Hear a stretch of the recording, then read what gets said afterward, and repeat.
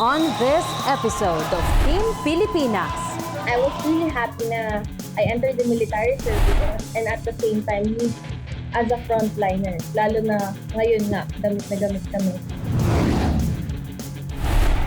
It's woman power as we talk to Jiu-Jitsu world champion 𝐏𝐢𝐥𝐢𝐸 about her fight to protect abused girls. Will you let your victories make yourself prideful and then maapektuhan yung magiging performance mo sa next competition? Philippine Olympic Committee Deputy Secretary General Karen Caballero reveals how help in time of need turned her heart from archery to sepak takraw. And we go back to the days of glory of track legend 𝐓𝐞𝐚𝐦 𝐏𝐢𝐥𝐢𝐸 who is still competing well into her 50s. Kailangan buhay ko, itataya ko sa karangalan at bandera ng Pilipinas ito. Pamilya ko itong nakataya medalya to hindi sa pera.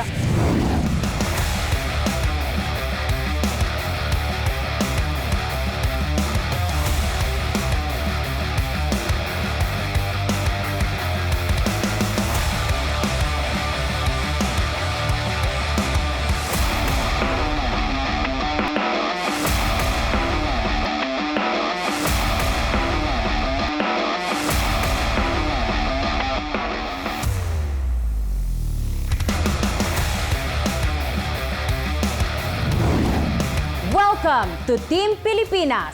I'm CJ Hero. Kilalanin natin ang ilan sa mga pambihirang kababaihang nagtagumpay sa harap ng kakaibang pagsubok. Let me start off by asking you this question.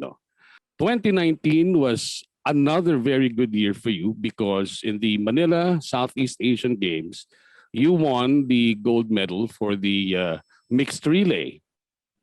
Tell us more about that experience. I feel very honored and it was very memorable because first it was held in our country and I've been seeing our co-Filipinos cheering for us, watching for us and praying for us while we were racing.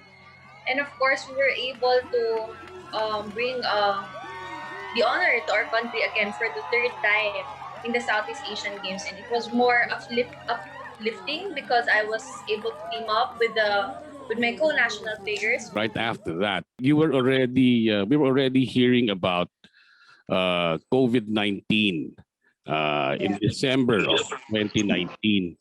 Paano nabago ang buhay mo nun? Well, it was really a big adjustment for me. I think not just for me, but for all the athletes. Kasi, the first time that the lockdown happened, I was really concerned about how am I going to train? How will I improve my fitness? I'm not going to be able to train outside. It's lockdown. So parang yung unang concern ko was, how will I maintain my shape? How will I maintain my fitness? How about the races? How about the training? And also, apart from that, I was also concerned also about the safety of not just myself, but also my family. Diba? Parang, how will I keep myself away from getting the virus? So parang it was really a big adjustment. So all my workouts were moved to indoors as much as possible. But hindi siya na-exert fully kasi nga syempre it's pandemic. We have to be aware of everything that has been happening. You and a lot of athletes became frontliners in this battle against COVID-19. Did you volunteer to do it, and what were the realizations about being in the midst of this pandemic? I entered the military service because I wanted to do something out of my comfort zone, but also serving the country at the same time. So I entered the military service. And then when the pandemic happened, we are really used as frontliners. So it was really, I had realizations because doon ko na-realize na, I have to balance my time. I have to be disciplined. Parang lumaki yung perspective ko with everything that has been happening. Now, I have big respect with my co-frontliners who are risking their safety in order to protect our country, in order to serve our people. So, but I am happy. I am happy that I was able to help in my own little way. And at the same time, using my passion as being a soldier athlete in the military. So I was really happy na I entered the military service and at the same time use as a frontliner. Lalo na ngayon nga, gamit na gamit kami. In that span of time, right after winning the gold at the Southeast Asian Games, hanggang ngayon, how have you been keeping fit? What's the regimen for you? Ano mang ginagawa mo para mapanatili yung kalakasan at kasiglahan ng katawan mo? Yeah. Right now, since last year, as I've said, we are doing indoor workouts. I'm joining online workouts together with my team, together with Coach Annie, and also right now, I'm really lucky because sa camp we are able to train. But syempre, like ako, sa pool wala namang masyadong gumagamit, so I can use it. Pero since it's 𝐏𝐤𝐥𝐢𝐥𝐢𝐸, we have to follow the protocol. So balik ako ng indoor workouts, indoor cycling, indoor core workouts. And not just also that, I have to make myself fit by balancing my diet, by eating healthy. Kasi it's not just, physically, you have to eat din ng ayos para maging maganda yung yung katawan mo. And especially right now, I know that races are slowly coming back. So as much as possible, I try my best to do my workouts consistently. Even with work, I try to balance everything kasi nga malapit na yung mga races. May mga nabago ba sa pag-iisip mo vis-a-vis kung ano yung nangyayari sa atin? Nakaka-apekto ba ito sa pag-iisip mo vis-a-vis you being an athlete and being a member of our armed forces? I have so much respect with all the people and especially right now during the pandemic. Parang nakita ko how kindness works, how compassion works. Yun yung kailangan natin ngayon kasi yung pandemic, it took a lot on us. Not just on me, but all the people, all the athletes, diba? They're going through hard times kasi syempre, everyone's struggling right now. And what we can do is to share some kindness, share some compassion, and at the same time, help our country by, staying indoors, na kalat natin na please mask up kasi there's COVID. We can all do something in our own little way. So yun yung mga natutunan ko. And we have to help other people. We have to uplift each other during this hard times. It's up to Sir Tom Carrasco. In order for us to get to the Olympics, you have to join a lot of Asian races, a lot of World Cups and Continental Cups for us to gain some points. So I think the two teams are very near to qualifying in the Olympics. Ako, I think medyo malayo pa ako because I don't have enough races and enough points. So I'll be targeting the next Olympics, the next Asian Games. It's a long journey for me, but I really do believe that I'll get there with the help of my coaches and with the help of TRAP, with the help of BSC and BOC. In November, are you sure to be part of the team in November o meron pang kailangan hakbangan para masali ka sa team na sasama sa Hanoi?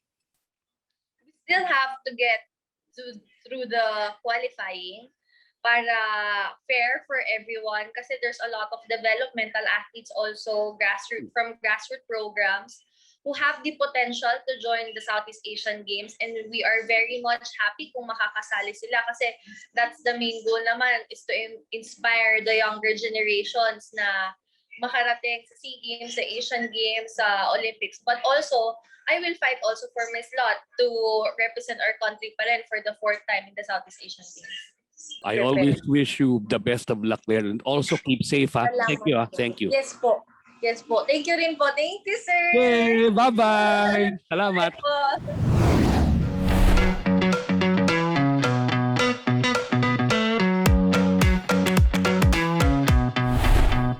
Philippine Olympic Committee Deputy Secretary General Karen Caballero always knew back in the days when she was a national archery team member that there were many others far better.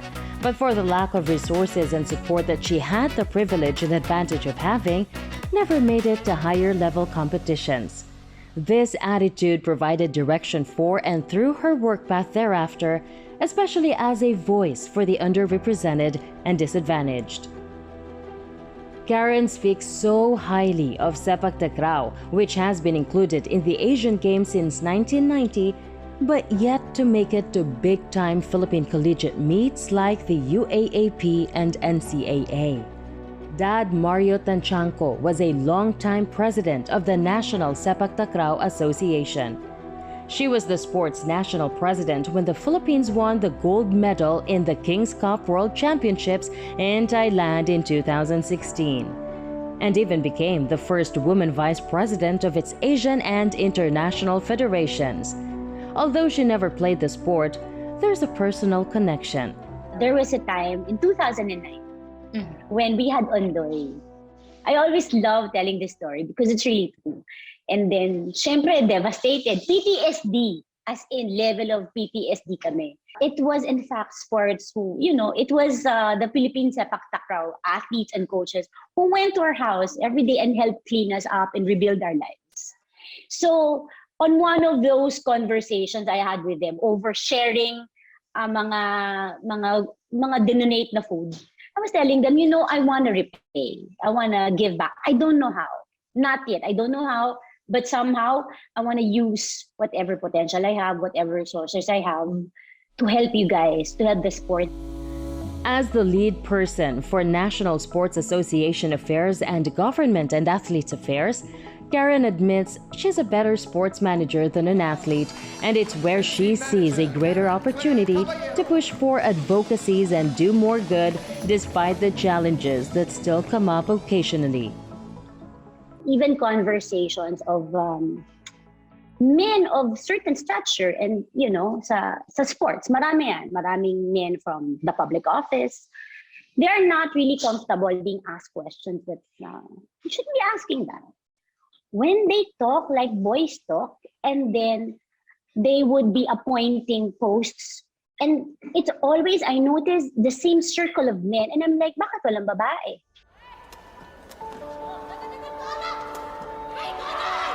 The 2016 Sepak Takraw World Championships was a triumph Karen needed to help boost the team and the sport and to make a statement. Women can do any job in which men are traditionally entrusted with, sometimes even better. It was a brave year, not just for my team. Na we felt we were the David.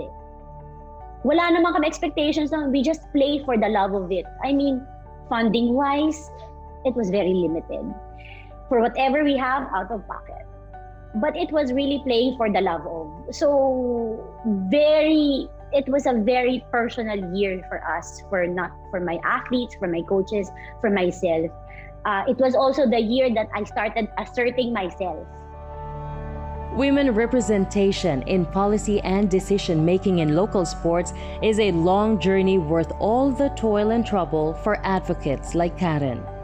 After all, who can better represent women in the boardroom than women?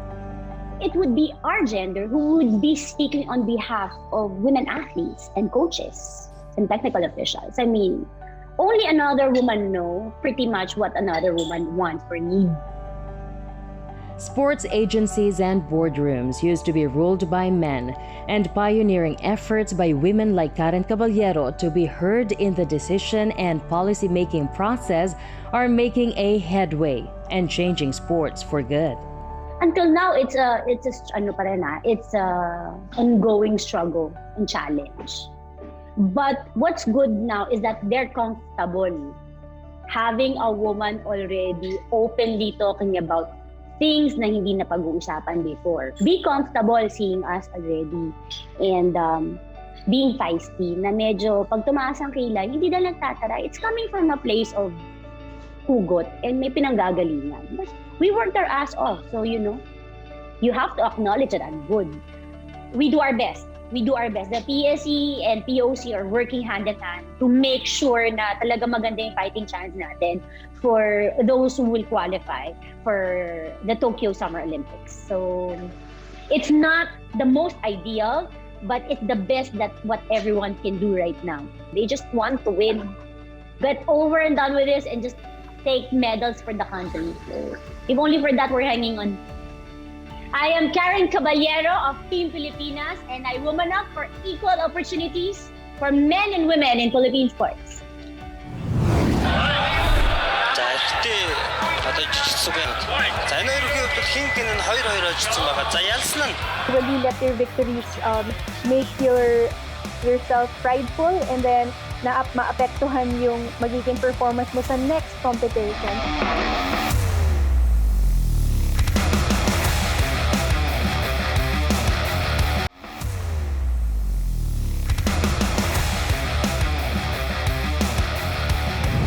Hello, my name is Dennis Príncipe and you're watching Team Pilipinas. The sport of karate will make its Olympic debut in the upcoming Tokyo Olympiad.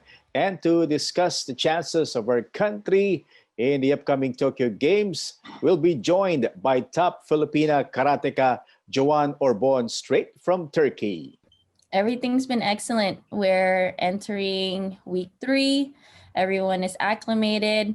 We have the best resources for success. And right now it's all on the athletes, all on the goal to make it to the Olympics for the Philippines. Is it a better situation right now despite the pandemic as compared to the few times that you were there before? I believe it's a better situation. I think PSC has really supported us, and they've given us all the resources that we need to be successful. I'm really happy with how the team is set up here, our hotel, our stay, the training. Everything is perfect. You know, Filipino sports fans might be wondering, how come someone from the US decided to play for the Philippines? Remember Wesley Saw, our pride and joy in the sport of chess. He decided to switch federations and eventually became a citizen of the US to play for the US in the sport of chess. So people might be wondering, what's with the Philippines that made you decide to leave the US Federation and join the Philippines? I think it's really just been a calling. It was my way. Somehow God put me in this place. I can't really say what led me here. A lot of events led me here, but it's definitely been God's way to put me in the position that I am in now. Was it a thing that you thought about it for a while, or was it easy for you to switch federations? It was easy. I knew I wanted to be in a place where I was supported and appreciated for who I am as an athlete, and that could really get me to the Olympic level. And with that, it was the Philippines. Where do you trace your roots here in the Philippines? So my dad is from Bicol, and my mom is 𝐓𝐞𝐚𝐦 and Patangueña. So they both come from that parts of the country. And when they met in the US, my dad moved to the US when he was 19, barely knew any English, and applied for a job at McDonald's. He was frying burgers. And from there, he started really from nothing in the US. And within 2 years, he met my mom, who also immigrated to the US. She was looking for a job, didn't have a car, didn't have anything, and walked to the nearest McDonald's. And my dad at that point was already a manager there. And within a year, I was the first Filipino American in the family. Okay, and talking about the upcoming World Championships, I believe that all you need to do is to finish top 3 in that event, and you'd be able to go to Tokyo. Is that accurate, Champ? Yes, that's accurate. Okay, and will it be easy? Will it be tough? How do you look at it? Well, we've already started analyzing the top 10 athletes besides the ones who are already qualified. They're all competitors that I've fought in the past. It's just me going in there again, fully focused, at the best shape of my life, and doing what I'm supposed to do. It's very familiar. I have years of experience at this level, and it's not that it's not different. It's really a whole new level that all of us should be at, but it's nothing for me to be scared about. All right, so you said that you and your team, you're able to analyze at least the top 10. Where do you put yourself within that ranking? If I, being unbiased, I would put myself in between 6. I'm around 6. I believe that my level is at around 6 in the world still. If I could perform at how I should be, I should be at Tokyo. All right, and if ever, can you give us names as to which athletes to watch in your division? Yes. So number 5, Rosita from Iran. Number 6, it could be Ayajuma from Canada. Number 7, French. There's 2 French athletes in the top 10. It's they alone have to go through their own selection, but it's between Gwendolyn and Layla. And other than that, number 10 is someone I'm very familiar with in the Pan American circuit, is Alexandra from Peru. Okay, among those athletes that you mentioned, who among them was your toughest rival, and who among them, who shall we say, you're able to dominate in your head-to-head clashes in the past? Well, for sure, with the qualification tournament in Paris with a French girl in front of me, I think that will be the toughest situation if we are having to be in the same bracket to get into the finals. So I'd say that's probably the toughest. Number 10, ranking number 10, Alexandra, we've fought multiple times. We both know each other, but I've been able to overcome her. So between the French girl, the Iranian, and the Canadian, I see them as my, biggest competitors. I've fought everyone a few times. We've all gone toe to toe. We are all very close in level, and that's why we are top 10. That's the goal. That's my only goal right now. It's my priority, and everything that I do is just towards reaching the Olympics.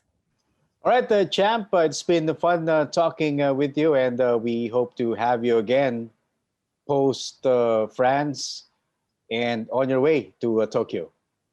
Awesome. Thank you for your time, sir.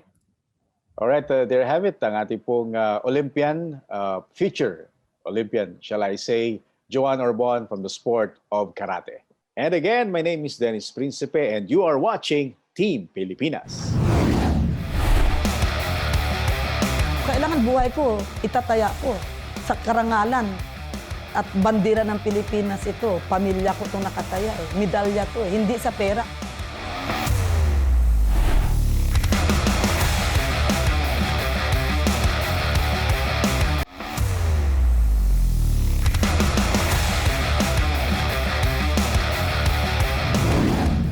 𝐏𝐤𝐢𝐥𝐢𝐲𝐢𝐸 Ochoa has always been a fighter but was too small for mixed martial arts.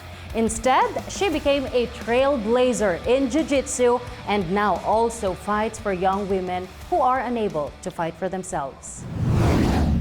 My name is Dennis Principe, and you're watching Team Pilipinas. We're about to go world class because joining us for today's episode is a world champion in the sport of jiu-jitsu, really needing no introduction dahil kilala na po natin siya, 𝐏𝐤𝐢𝐥𝐢𝐸 Ochoa. Despite the pandemic, ang daming challenges sa lahat, no, sa buong mundo, but ikaw bilang athlete and bilang Pilipina, kumusta na? Hindi nga po kami pwedeng mag-ensayo ngayon ng jiu-jitsu. Pero grateful pa naman po ako dahil safe po yung pamilya ko. Although marami po akong mga kaibigan at nasa surroundings po, mga kakilala, mga ka-close din na nagkakaroon na rin po ng sakit. Hindi na po ito pumipili ng edad, bata, matanda, kahit atleta, kahit hindi, apektado po talaga. Kaya ayun po, syempre may aspeto ng ganun na may struggle pero overall po, okay pa naman po. Very, very upward nga po yung momentum. Dahil nga po bagong national team lang ang Jiu-Jitsu, from 2016 going to 2019, upward momentum po talaga. Grabe po yung naipakita ng mga atleta dun sa sport. And syempre naputol yung momentum nung nagkaroon ng pandemic dahil ang sport namin ay contact sport. So hindi po siya pinapayagan ng IATF na magkaroon po kami ng official training po with the national team. Pero within the whole pandemic, hindi naman po kami tumigil magtrabaho. Kahit po limitado yung pwede namin gawin, araw-araw pa rin po nag-e-ensayo sa mga iba't ibang pwedeng gawin, mga movements and strength and conditioning. So, yung katawan, hindi naman namin pinabayaan. So, patuloy pa rin po yung pagtatrabaho namin. And ako naman po, very much looking forward po ako dun sa panahon na mapapayagan na po ulit. And wala naman din po akong doubts na yung sport po can pick its way back. Yes, merong nawala dun sa momentum, pero I have no doubt na makaka-pick up ulit yung pace and maaabot or kung hindi man malalagpasan pa kung ano po yung naabot nung nakaraan. Was there a conscious effort on your part individually and the national team as a whole na maiakit natin yung level of awareness ng mga tao? More on nasa private sector pa po. Hindi pa po siya masyadong natututukan nung national team dahil nga po bago lang. I think the focus was more on performance of the existing athletes. But definitely, ako personally, it's my desire na mag-focus po talaga sa grassroots development. Kasi napaka-importante po dahil yung mga atleta ngayon hanggang kailan lang po pwede lumaban. Patanda na po ang mga yan. Yung members po ng national team, iba't iba po yung mga clubs. And bawat isa sa mga club may sarili-sarili pong effort na mas spread yung sport natin doon po sa grassroots. You conquered the world, and during that time, was it a very emotional thing for you? Well, siguro ang mas pag-uusapan ko na lang yung sa 2018 na World Championship kasi yun yung ni-recognize talaga ng bansa dahil part na ako ng national team noon. So yung sa 2018 po yung JJIF World Championship, sa totoo lang po, hindi ganun kataas yung expectations ko. Parang more on, I just did it because, yun yung competition kasi after ng Asian Games. And natalo kasi ako sa Asian Games, I got the bronze medal. And ang expectation kasi ng lahat, and ako rin, syempre, yung gusto ko was to get the gold, syempre, in 2018. But things didn't turn out as planned, and ang dami, basta maraming mga factors na kung bakit nangyari yan. But a few months after that was the JJIF World Championship. And after kasi ng Asian Games, na-realize ko na may burnout na pala ako na nararamdaman. So, I actually went back to God and spent more time with Him, and then pinaalala niya sa akin kung bakit ko ginagawa to, kung bakit ako nag-jiu-jitsu, which is of course to bring Him all the glory. And pinaalala din niya sa akin na mahal ko rin tong sport na to. Dahil gift niya to sa akin. Hindi lang sa akin pero sa napakarami. Pero dapat ay ini-enjoy din siya. Hindi lang siya trabaho, hindi lang siya obligasyon, dapat ini-enjoy mo bawat moment na andyan ka. Yun yung nangyari nung JJIF World Championship, and I fought with joy, I fought for God's glory, at doon po nangyari yung pag-uwi ng gold medal. Let's face it, nothing's definite nowadays. Parang ngayon, kung babiyahe ka, unless you get to ride the plane, hindi mangyayari makabiyahe ka. Kung may competition, kahit sabihin mo may date, unless you get inside the venue, hindi pa rin mangyayari, no? How tough is that for you? I really spent a lot of time with God sa pandemic and yun yung nagpa-ground sa akin eh. Parang alam ko na kahit anong mangyari, okay lang ang lahat eh. Kasi andyan siya, yun ang pangako niya. And also, to be honest, I'm not hoping for it, pero natanggap ko na even the fact na what if hindi na makabalik? What if alisin ko yung jiu-jitsu sa buhay mo? What if hindi ka na ulit pwedeng mag-compete? It's never gonna be the same. You're never gonna go back. Sa totoo lang, natanggap ko na yun kung mangyayari yun. Kasi meron ako nung peace na binigay ng Diyos. Alam ko na even if things don't turn out the way that I planned, siya yung nagpaplano eh. Paano umabot sa point na bukod sa pagiging athlete, naging advocate ka rin sa buhay mo? I had a question of purpose after winning dun sa IBJJF World Championship in 2015. And basically, after asking that question, sunod-sunod po yung mga pangyayari. And one of the happenings, of course, number one is throughout asking that question of purpose, nakilala ko yung Diyos. And pinoint niya ako sa direksyon na mag-lead sa pagsuserve ng mga bata who are survivors of child sexual violence. And marami kasi ang haba ng kwento pagka isa-isahin ko, but it started with a specific article na nabasa ko on the internet about a girl that was being sexually exploited from Mexico. And nag-research lang ako dun sa issue sa Philippines. And malala pala siya dito. And basically, hindi ko talaga matanggap na nangyayari siya rampantly sa bansa natin. And I knew na God blessed me with a platform and with his sport. And so I just wanted to use those gifts from him in a way that would serve others and serve him as well. And ito po yung naging sagot niya sa panalangin ko. And ngayon pong pandemic, actually, ironically, lalo pa pong nag-grow yung isang aspect ng Fight to Protect, which is the restoration program.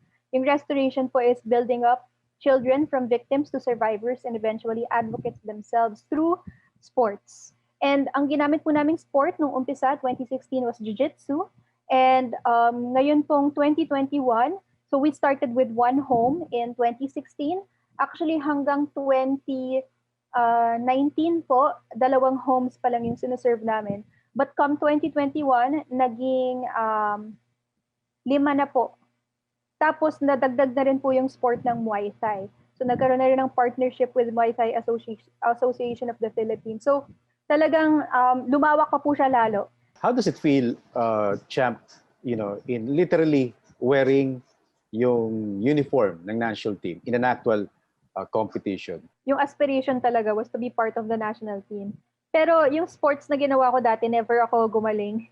Like, nag-football ako, track and field, and then after that, tsaka lang ako nag-MMA and then nag-jiu-jitsu. So, umabot na dun sa pagiging national team. Para siyang para siyang naging dream come true. And syempre, hindi din naman minamaliit or binabaliwala na nire-represent mo yung bansa mo, yung dugo mo, kung sa kapinanganak, yung kinalakihan mo, yung mga kaibigan mo, yung mga mahal mo sa buhay. Para sa akin po, yung pagsuot ng uniform, or para siyang representative of that eh. Parang buhat-buhat mo yung dignidad ng bansa tsaka ng mga taong kasama mo din sa journey mo. There you have it, a champion from the sport of Jiu-Jitsu, 𝐏𝐤𝐢 𝐏𝐢𝐥𝐢𝐸, Pilipinas. Again, my name is Dennis Principe and you're watching Team Pilipinas.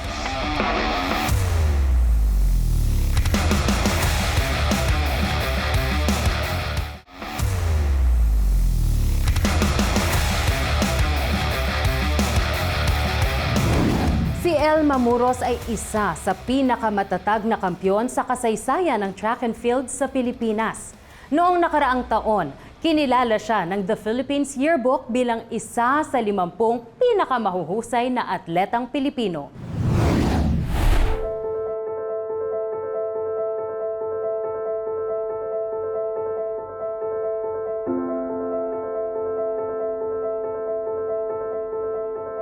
Maalala ko, nung nandun ako sa Romblon, gusto nga akong kunin ni Governor Isidro Rodriguez kasi nung nakita ko sa Cavite, Istraamit, kahit na bata nga daw ako, maliksi, may nakikitaanan nila na kahit na maliit na ako, payatot, walang kamasil-masil, kung pwede nga daw na kukunin na lang nila ako sa Romblon at dito na magti-training sa sports center sa Marikina. Sabi sa amin ng Mayor Ilma, kung dito ka lang din naman sa ating bayan sa Magdiwang, walang mangyayari sa'yo. Sabi sa amin ni Mayor Don John Morgado.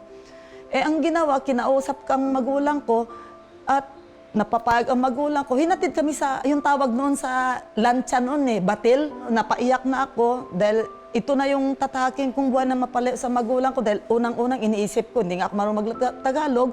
Tapos, yung siyempre, tinuruan din kami na maglaba, yung malungkot na mawala na ako sa kanila ng maaga, pero wala akong choice kasi gusto ko nga na maging isang atleta, kaya kailangan harapin ko yung challenge na yon, yung lungkot, yung mapalayo ako sa kanila, yung hirap ng buhay.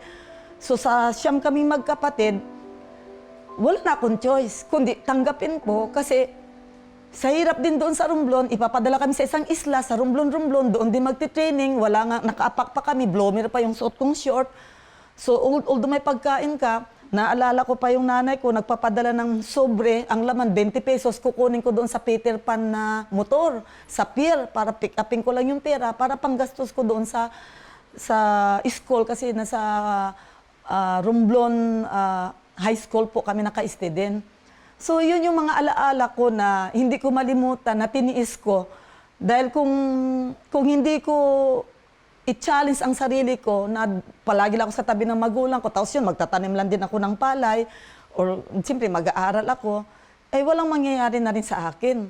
Lalong lumakas na yung loob ko. Sa siyam kaming magkapatid, ako lang yung naging athlete na naging successful din sa paglalaro na although may failure ako, hindi ko natapos yung pag-aaral ko, pero binawi ng itong mga anak ko.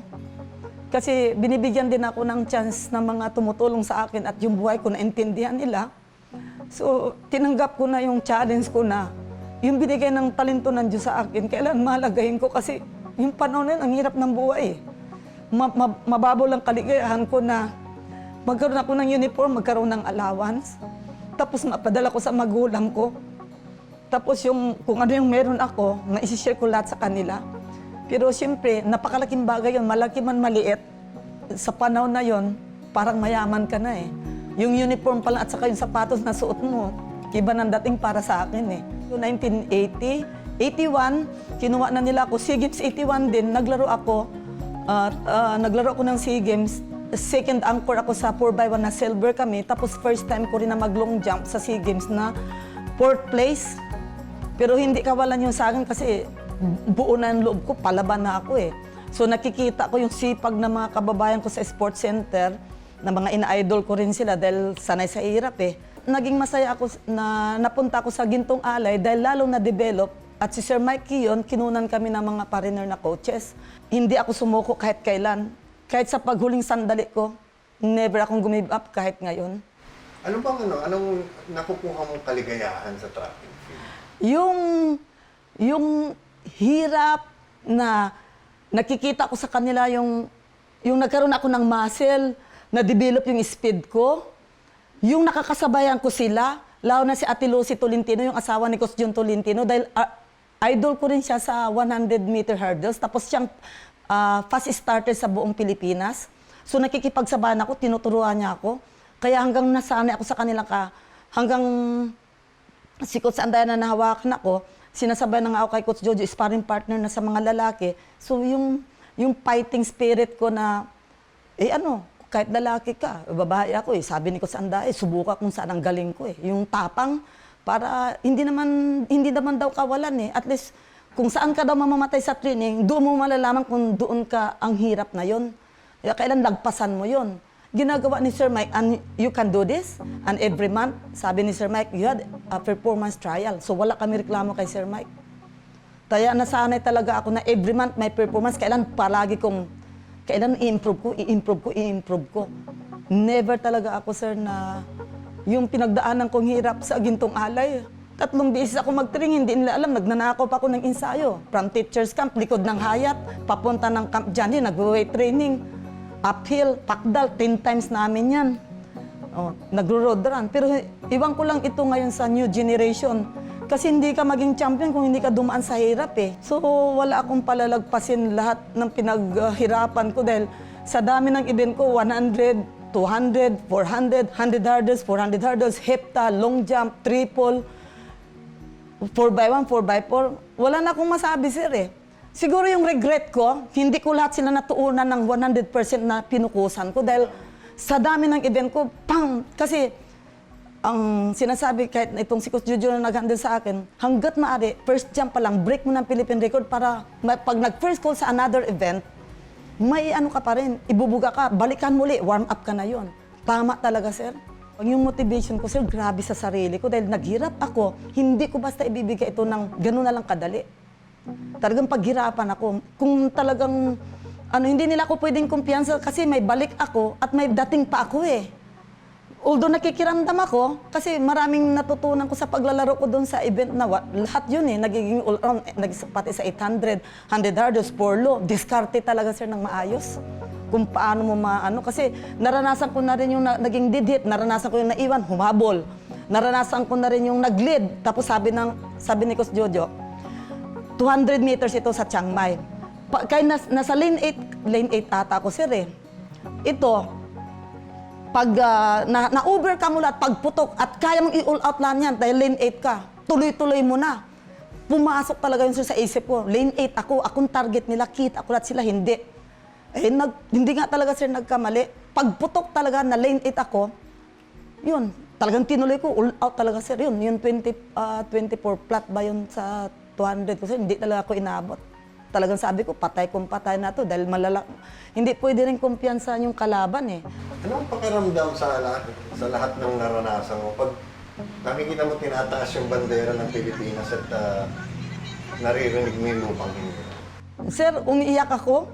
Kasi sa laro pa lang, hindi pa nag-umpisa. Gusto ko manalo ng kaagad ang Pilipinas. Gusto ko makuha ko. Gusto ko akin ito, pinaghirapan ko. Pero kung hindi para sa akin, at least namatay ako na pinahirapan ko sila sa finishing line eh. Ang sarap ng feeling na ginagano na at na ilalagay yung kamay mo sa dibdib, kumakanta ka, naiyak ka na kasi dugo at pawis, taon na pinaghirapan, pinag-insayuhan, napakahirap, ang sarap. Kaya kung pwede lang ibalik ang nakaraan, ito, history na lang to eh, kwento na lang ito eh. Sa mga kabataan, sir, gusto ko yung attitude ni Lydia, ni Elma, ni Del Prado, mataapang sila. Hindi basta sumusuko, hindi talaga basta ibibigay ng ganun-ganun na lang. Kailangan talaga sulitin mo na kasi hindi mo sabi every year pumapalit ang kalaban, ikaw patanda, sila pabata ng pabata, patanda ka ng patanda. Kaya nga napaaga akong retire kasi sir, 34 ang kalaban ko, 16, 18. Tapos sabi mo, oh mama, Ima, still the same strong ha. But sabi ko anyway, this is my last and I will retire. I have nothing to prove anymore. Sabi ko sa kanila, talagang sulit. Yun yung kinuwento mo sa akin, parang nahiya ka na lang. Nahiya na ako, sir, kasi siyempre, Mama Ima, sabi nila sa akin. So, wala akong magawa, sir, nakakaya talaga sa edad. Pero bakit ko pa sinantay na talunan ako? Ang ganda ng exit ko lahat eh. Nagkaroon ako ng title na long jump queen, fastest woman, iron woman. Ay, wala na ata. Thank you, Lord. Kasi pinaghirapan ko lahat yun. Kaya naintindihan ko yung hirap na dinaanan ni Lydia kasi hindi ganun kadali, pati pagdisiplina ng tatay niya eh. Pati sa sarili mo na lang kontrolado, pati love life mo kontrolado eh. Kasi may goal kang gustong marating eh. Unang-una sa sarili mo, para sa bayan mo. Sunod ang pamilya mo, dahil darating ang araw, mababansagan ka pa pag wala ka pang asawa. Kalakasan mo. Pag nag-asawa, sintinsyan ka, wala na yan, laos na yan. Ang dami kong dinaanan, pero never akong sumuko. Dahil sabi ko, nagkamali kayo ng judge sa akin. Pero motivation ko sa sarili ko yon na akin lang, na hindi nila alam, na iyon ang habang tina-challenge nila ako, hindi nila alam na lalo akong tumatapang. Talagang sa mga ating leader ng sports, sa mga NSA, PAC, POC, pinasalamatan ko rin sila. Lahat ng medalya ko, lahat ng pinaghirapan ko sa mura kong edad na nawala ako sa bayan namin. Ito yung kinakamasaya ko na sa buong buhay ko parang pinagtakluban ako lahat ng grasya na itong award na matatanggap ko.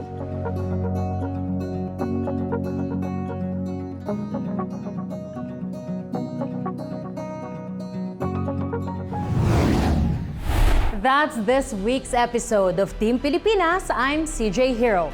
Join us every Saturday at 4 p.m. only here on People's Television para sa bayan. And always remember, we are all on the same team. We are all Team Pilipinas.